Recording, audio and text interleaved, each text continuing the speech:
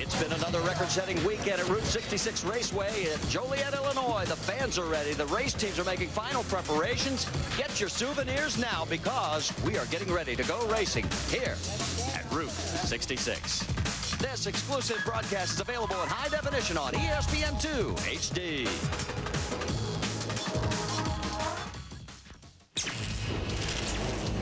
Coming up on NHRA Today.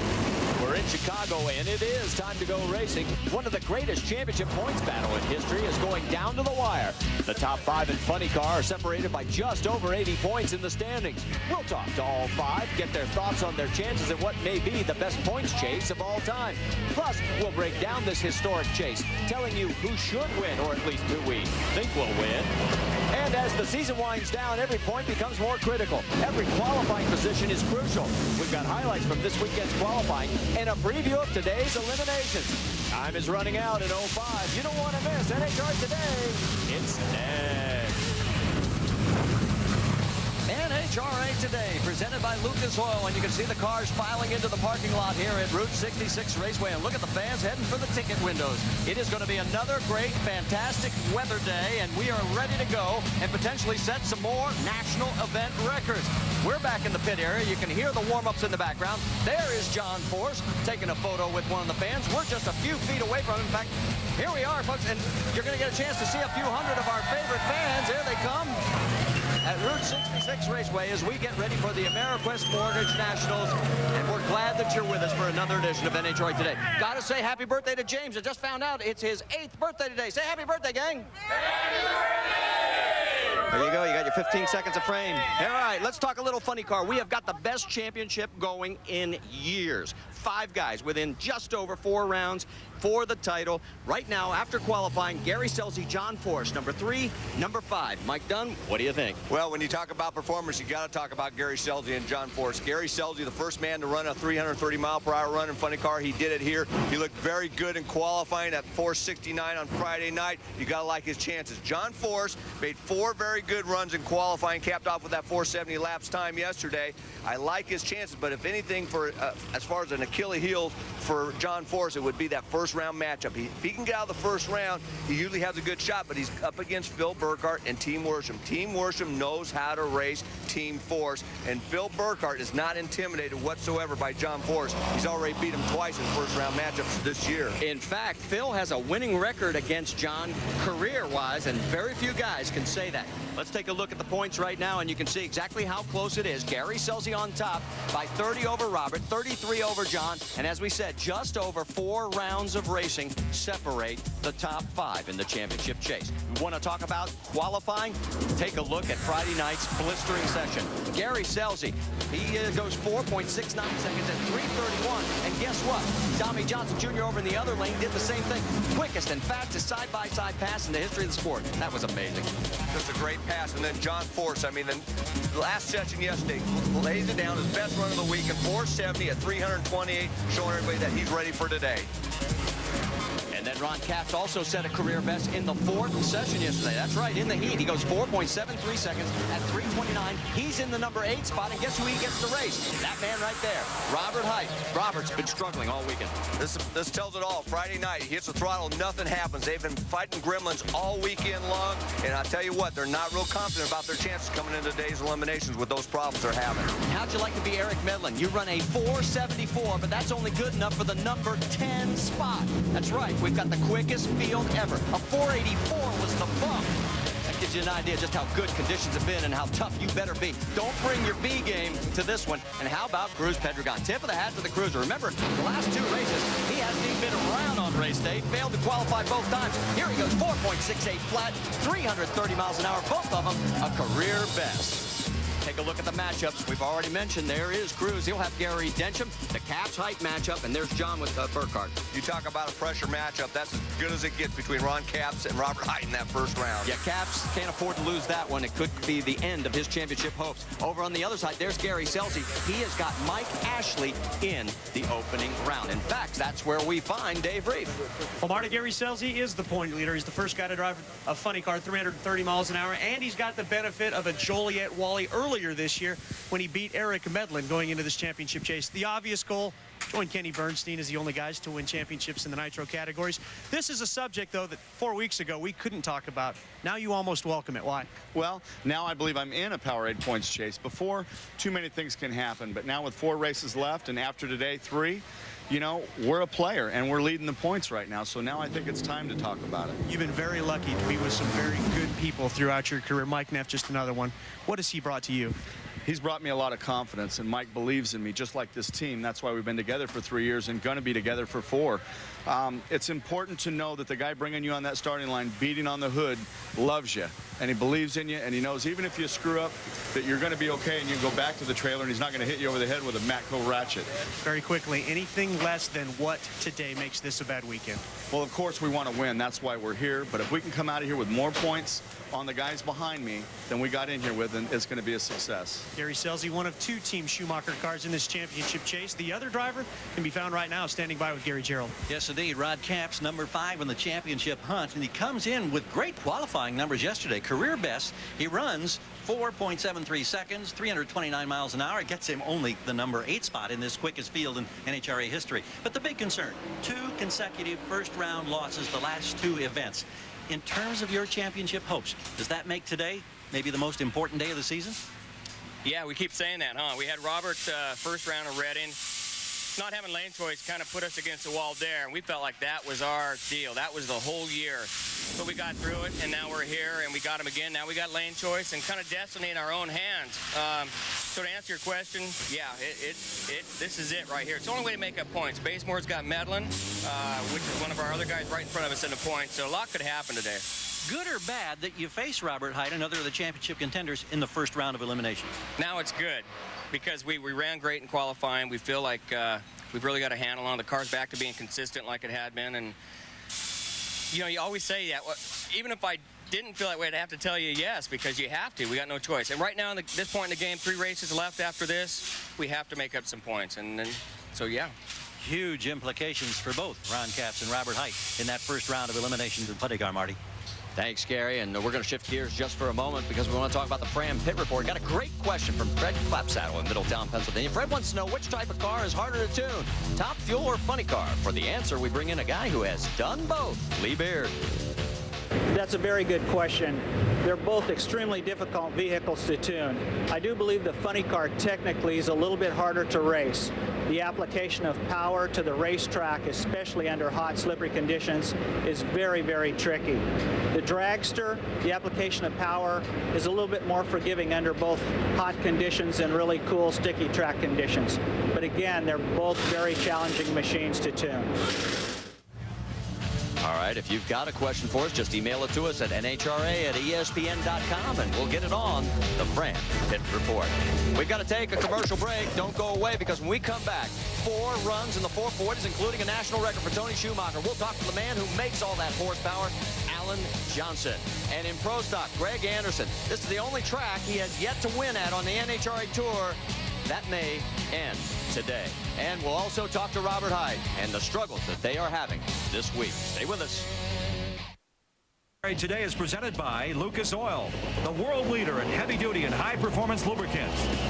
And in part by Fram Air Hog High-Performance Air Filter. Fram, hog the road. And Motel 6. For the lowest price of any national chain, call 800-4-MOTEL-6.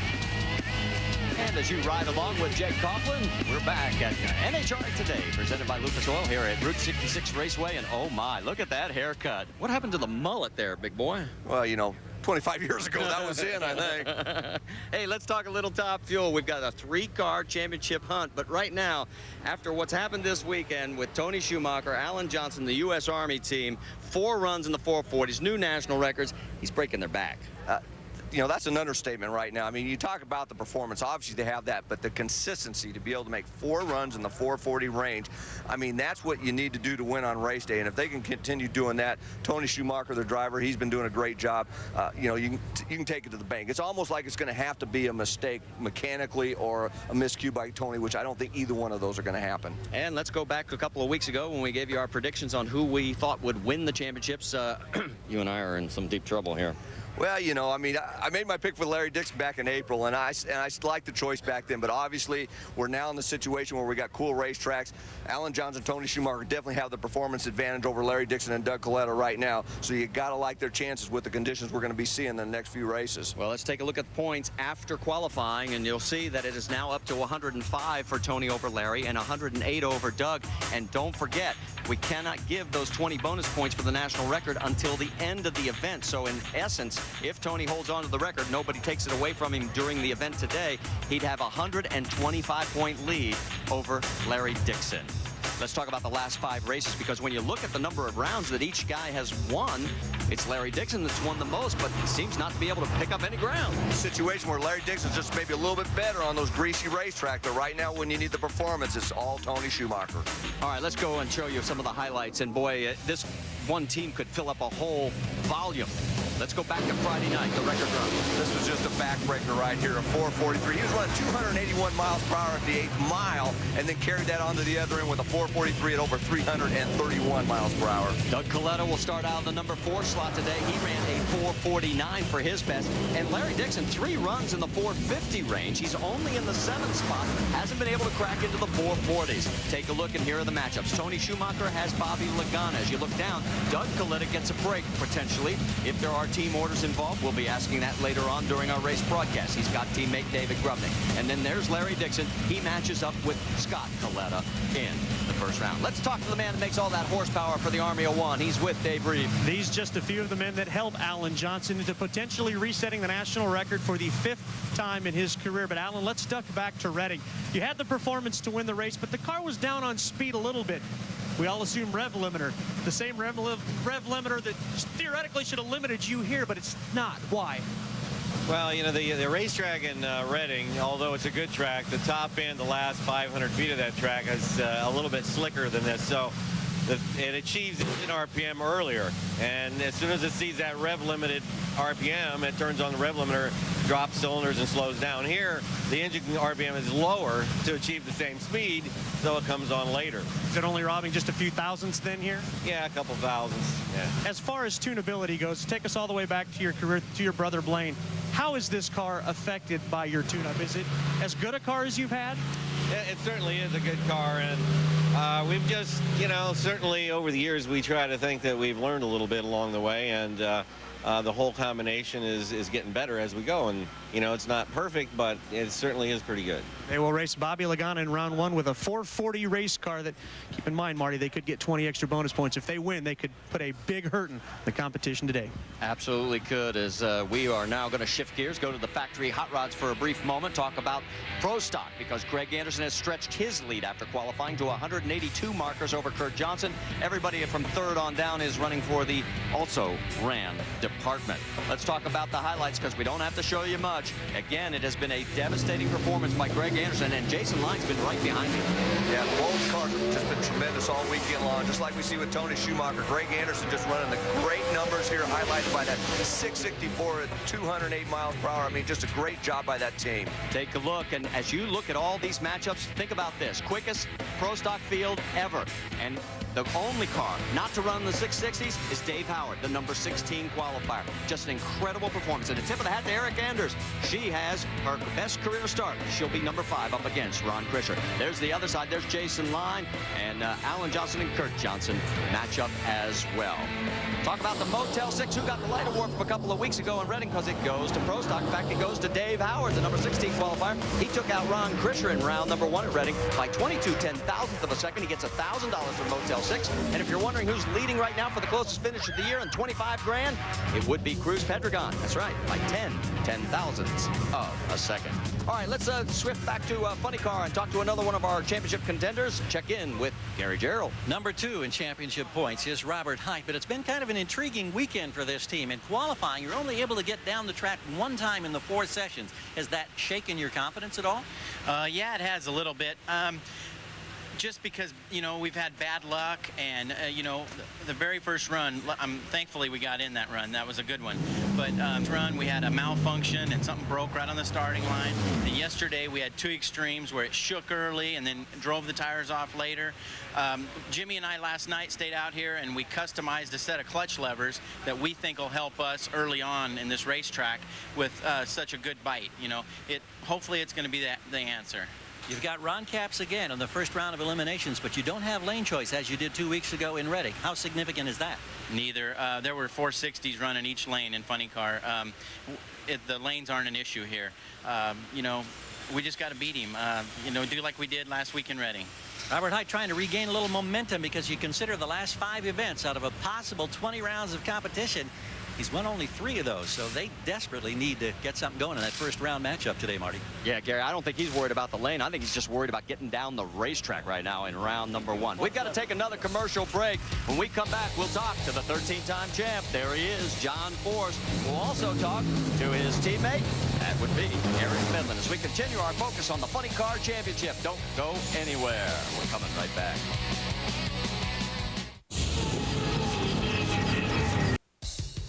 Welcome back to NHRA Today, presented by Lucas Oil, as work continues back in Doug Herbert's camp as they get ready for final eliminations. And you'll see all the action. 3 hours of coverage starting at 8 Eastern, 5 Pacific on ESPN2 and ESPN2 HD. And if you have got surround sound, this is the first time that we're going to rip your ears off because we have 5.1 surround sound coming your way. All right, let's talk a little bit more about Funny Cars. You can hear a warm-up going on in the background. Mike, Mike? Oh, no. Mike, what are you doing over here? You know, I just love doing the clutch, you know, and Eric's been struggling a little bit, so I thought I'd give him a little hand here. Okay, look at your hands. What are you going to do? We got a show to do. Man, you know, I always knew these things would come in handy one of these days, Marty. Who's your buddy? Who's your pal? Oh, no. Let's talk about the matchups in Funny Car. Cruz Pedregon's your #1 qualifier. My hands are wrapped around Mike's throat right now. I'm glad you can't see that. There's that big matchup with Capps and Hight, Force and Burkhardt. Over on the other side, take a look and you'll see Tony Pedregon, the #2 qualifier, ran a 468, identical to Cruz. Cruz got the #1 based on his 330 versus Tony's 320. And there is Gary Scelzi. He's got Mike Ashley. We haven't talked to the 13-time champ. Let's do it. Gary is with him. Or Terry, Dave, let's take it to Dave. Hey, no big deal, Marty. I am with the 13-time champion, a guy who ought to be, well, better prepared for this than anybody. But I guarantee this guy's been thinking about a lot of things. But, John, I got to ask you, with a couple of proteges next door and Robert and Eric on board, they're in the championship chase. You've got kids out racing Super Comp, your daughter in a top alcohol dragster. How do all of these things help play into this championship chase? Well, what it does, it keeps my mind focused on the big picture, and it takes the pressure off of thinking about day to day trying to win the championship, because all that does is wear you out. Right now, you look at your race car, it has the finest of products in it. You know, Fram, Goodyear, Castrol, and bottom line, you take that to the starting line, and only that day matters, and today's the day. 13 times you have won this. A few of those have been some pretty good tight battles as well, but not with this many competitors. Is there anything you can draw on from previous championship experiences?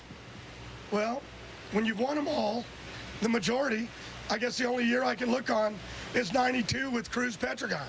The only problem is now I've got 5 Cruz Pedregons breathing down my neck, and luckily 2 of them are my own, so I won't get into it till a few minutes before it's time to play, and then we'll see what happens. The fire still burns. He wants championship number 14. One of the guys he'll have to beat to do it, standing by with Gary. And that's his own teammate, Eric Medlin. And just a few weeks ago, Eric was the hottest guy on the circuit. He won 3 of 4 events. He had victories Seattle, Brainerd, Memphis. Last 2 rounds, second round and out. How wearing is the pressure of the championship? I don't really think it's really wearing too much right now. It's business as usual. Out putting a few decals on this morning, actually, a few comp cams and Goodyear and, of course, brand sorts. It's usually about the sponsors, but, you know, this weekend it's about performance, and there's been some great performances here this weekend. The Pedregon brothers running 60s, a lot of guys running 60s. And our team's run 60s before. We'd like to get back there. It's just going to be exciting to be part of this Sunday. And you know, it kind of starts here. The last 4 races of the year, you got to be on your toes. And championship's nice, but we'd like to get a couple wins here first. Eric, number 4 in the championship points chase. 10th qualifier, got Whit Bazemore in that first round, Marty. All right, thanks, guys. We've got to take one more commercial break as the work continues. That's Gary Scelzi's camp. They're making final preparations for final eliminations. Stay with us. We'll wrap things up when we return to the AmeriQuest Mortgage Company NHRA Nationals and Lucas Oil's NHRA Today. NHRA Today is presented by Lucas Oil, the world leader in heavy-duty and high-performance lubricants. And in part by Fram Airhog High-Performance Air Filter. Fram, hog the road. And Motel 6. For the lowest price of any national chain, call 800-4-MOTEL-6.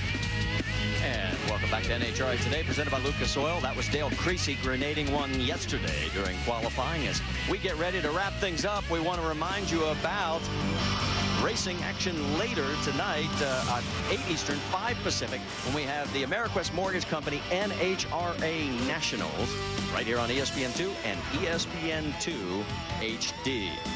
And that's Robert Bergen, a multiple sclerosis survivor and also a man who races on behalf of MS. And we wish him well as you ride along with him yesterday during action here at the track. Let's talk also about our Lucas Oil Sportsman Spotlight, because Saturday here in Chicago, the folks from Jegs High Performance put on the Jegs All-Stars competition, the 22nd year for the event. It pits 8 drivers from each of the NHRA 7 divisions and team competitions. The winners get trophies, cash, and especially bragging rights. You know, we really enjoy the Jegs All-Star Race. For years we've raced in it. We've been fortunate to compete in it as a family, my brothers, all of my brothers, myself, and we've won it a couple of times too. So very, very exciting. You know, we picked up the title rights to it just a couple of years ago, and I think we've had a lot of fun doing it. I think we've brought some new things to the All-Star event, which is very exciting. And you know, it puts the best racers from all 7 geographical divisions together and the previous year's champion together for kind of an 8-car shootout in each of the 8 eliminators, and it's really a Top Gun shootout, the best of the best. And you'll see that action a little bit later on our Lucas Oil Sportsman Drag Racing Series. And we're about ready to wrap things up here. Time for our final thoughts. My final thought is, first off, I need a shirt and a new tie, but we'll worry about that a little bit later. Let's talk about our predictions, because I'm in some bad shape in Funny Car, too, because Robert Hight is really struggling. John Force, you're looking a little bit better. Yeah, I predict if I don't keep, if I keep messing up your shirts like that, you're going to be wanting a new analyst. But John Force looks very good. 4 good runs in qualifying. But I tell you, like I said, he's got to get past that first-round matchup with Phil Burkhardt. And let's check in with Dave Reef. Well, Marty, I'm going to dance with the person I took to the date, just like you said. Robert Hight's looking a little bit of a stretch right now. They're not having a very good weekend. But remember when this team was trying to make the Skull Showdown, they admitted they were focusing on it. And just when it seemed like they weren't going to make it, well, that's when they started focusing on the business of racing their car again. And lo and behold, they made it. Well, if they can get over that hump today and just focus on racing their car, have a good weekend this weekend, then a good weekend again in Dallas, by the time we hit Pomona, they're still going to be part of this championship chase. Gary? I love the fact that he's ever the optimist. I'm sticking with Gary Scelzi. Scelzi's got that 30-point lead going in today. I like his experience, of course, when he won the Top Fuel Championships years ago. I also like the fact that his passion, he's excited, he's fired up. It seems like he's thriving on the pressure of this situation. Qualified number 3 today, got a favorable spot on the bottom half of the qualifying ladder. Could be a good day to protect or even extend that points lead. Marty? All right, thanks, guys. It's time for us to get out of here. We're so glad that everybody joins. Thanks, guys. Anybody know a 1-hour cleaner nearby? I'm going to need some help here. We'll get it sorted out by the time we see you at 8 o'clock tonight. Inside Drag Racing's coming up next right here on ESPN2. That's going to do it for us. We'll see you at 8 Eastern with final eliminations. 3 hours of the AmeriQuest Mortgage Company Nationals. This has been a presentation of ESPN, the worldwide leader in sports. So long, everybody. We'll see you later tonight.